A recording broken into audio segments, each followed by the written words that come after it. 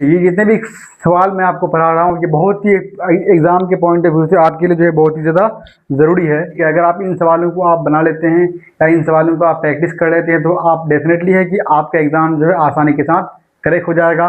और अगर आप बार बार तैयारी करते हैं, क्योंकि देखिए आप अगर देखेंगे तो जैसे आप जनरली देख लें कि पेपर 1 में जो है 1 में लगभग इसमें 30% स्टूडेंट पास होता है, मतलब 25 से लेकर के 30% स्टूडेंट पास होता है। लेकिन वहीं पे अगर पेपर 2 की बात करें, इसमें लगभग 17 से लेकर के 18% स्टूडेंट की पास होते हैं। जबकि जबकि आपको पता है कि इसमें किसी भी तरह का कोई भी नेगेटिव मार्किंग नहीं होता है। होता है नेगेटिव मार्किंग? नहीं होता है। तो फिर ये पास करने का परसेंटेज इतना कम क्यों होता है? इसमें आप जानते हैं कि पेडागोजी पूछा जाता है। अगर आपका थोड़ा अगर बेस मजबूत है, ठीक है, अगर आप चीज़ों को समझते हैं तो पेडागोजी आप आसान से बना सकते हैं, कोई बड़ा चीज़ नहीं है। आप अगर पेपर 1 में देखें तो आपका जो हर एक सब्जेक्ट से जो हर एक सब्जेक्ट में आपका 15-15 नंबर के पेडागोजी आपका आता है। अगर पेपर 2 की बात करें तो यहाँ भी आपका हर एक सब्जेक्ट में 10 नंबर 15 नंबर करके आपका पेडागोजी आता है।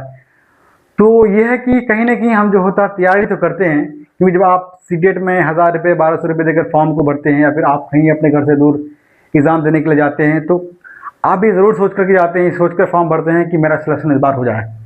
क्योंकि जब आप सीटेट क्वालिफाई करते हैं, सीटेट एक तरह का क्या है, मतलब इसको आप बोलते हैं एक एलिजिबल एक तरह के होते हैं किसी भी एग्ज़ाम में बैठने के लिए। अगर आप बीपीएससी टीआर एग्ज़ाम होता है तो वहाँ पे बैठने के लिए एलिजिबल आप हैं, या फिर कोई भी और अगर अदर स्टेट का होता है और वहाँ पे उसका खुद का सीटेट नहीं होता है, ठीक है, तो टेट का एग्ज़ाम नहीं होता है तो वहाँ पे आप एलिजिबल होते हैं। जैसे केवीएस हुआ, एनवीएस हुआ, DSSS भी होता है, उस तरह के एग्ज़ाम में बैठने के लिए आप एलिजिबल होते हैं।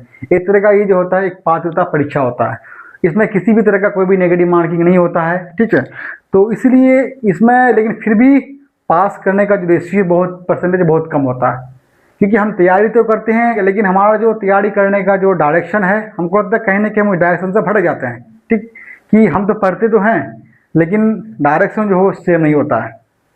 तो मैं आपको यही कहूँगा कि अगर आप हमारे वीडियोज़ को देख रहे हैं तो मेरा जो सिर्फ और सिर्फ मोटिव ये है, पढ़ाने का पर्पस ये है कि आपसे एक भी एग्ज़ाम में एक भी आप सवाल ना छूटे। मैं सभी क्वेश्चन को छांट करके लेके आता हूँ PYQs की, ताकि जो सवाल बार बार दोहराते हैं, जिस पे सीटेट जो बार बार पोस्ट करता है, क्योंकि सीटेट का जो है एक अपना कोई सिलेबस जो दिया है बहुत ही शॉर्ट में सिलेबस दिया हुआ है, ठीक है। आपको जो है PYQs से ही, ठीक, प्रीवियस ईयर सवाल से ही आपको अंदाज़ा लगाना पड़ेगा कि आपका सीटेट में किस तरह के सवाल आते हैं। तो इसलिए हम जो सवाल लेके आते हैं बहुत ही इंपॉर्टेंट सवाल लेकर के आते हैं। आपको शुरू में लगा होगा कि ये सवाल जो करा रहे हैं बहुत इजी करा रहे हैं, लेकिन आपको पता होना चाहिए कि नीचे में मैं जो वहाँ पे जब सवाल इजी होता था वहाँ यहाँ पे नीचे यहाँ पे लिख रहा था कि ये सवाल कब पूछा गया, कौन सा शिफ्ट में पूछा गया, कौन सा ईयर में पूछा गया और कौन सा पेपर में पूछा गया। इसीलिए आप ये नहीं कह सकते हैं कि सवाल ईजी है। जब ईजी होता है तो फिर ये पास करने का परसेंटेज इतना कम क्यों है? ठीक है, जिनको आता है उनके लिए तो बहुत ईजी है, लेकिन जिनको नहीं आता उनके लिए टफ हुआ ना। जब तक नहीं आप प्रैक्टिस करेंगे, जब तक नहीं आप एग्ज़ाम के नीड को समझेंगे कि सीटेट चाहता क्या आपसे, तब तक आप कहीं ना कहीं उस एग्ज़ाम से दूर रहेंगे।